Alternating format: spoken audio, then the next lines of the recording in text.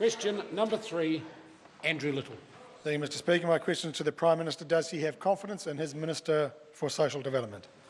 The Right Honourable Prime Minister. Mr Speaker, the Minister, amongst other things, is taking legislation through the House to raise benefits in real terms for the first time in 43 years.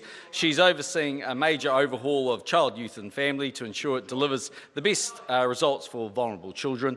And under her watch, the number of sole parents on a benefit is now the lowest since 1988, and 42,000 fewer children are living in benefit-dependent households compared with only 3 years ago. So yes, I have every confidence in the Minister for Social Development. Supplementary.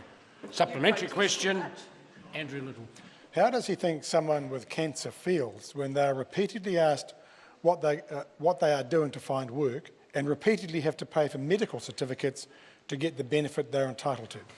The Right Honourable Prime Minister. Mr Speaker, firstly, we recognise that people with conditions like cancer are going through very difficult times and often can't work, which is why they are able to go on a benefit. It's always been the case that a medical certificate has been required, and in fact, earlier this year, actually, we've made it more straightforward for medical staff, doctors, to lodge directly electronic medical certificates with work and income. You don't know what you're talking about. Order.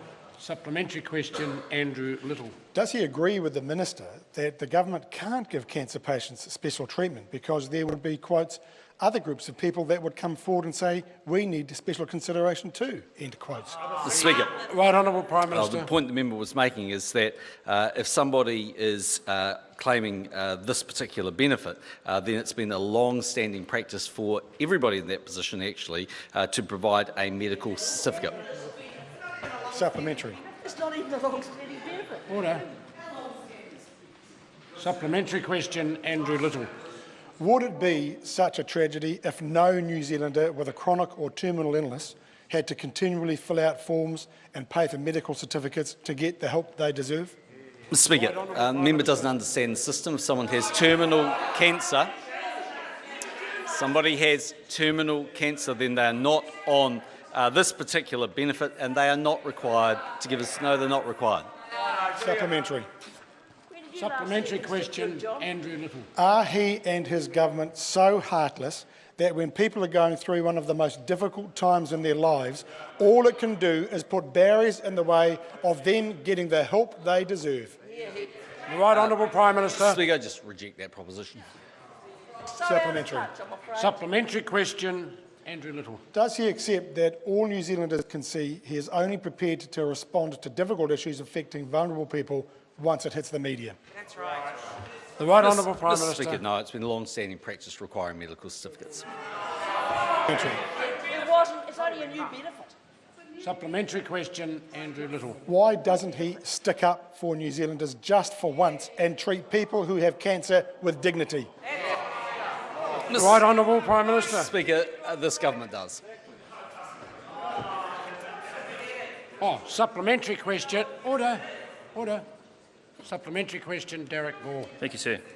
Does he have confidence that the Minister is addressing serious allegations of unsafe practices at the South Auckland SIFS run Youth Justice Facility, Korowai Manaki? The Right Honourable Prime Mr. Minister. Speaker, I simply don't have the details that the member would need to refer them to the Minister. Supplementary. Supplementary question, Derek Ball.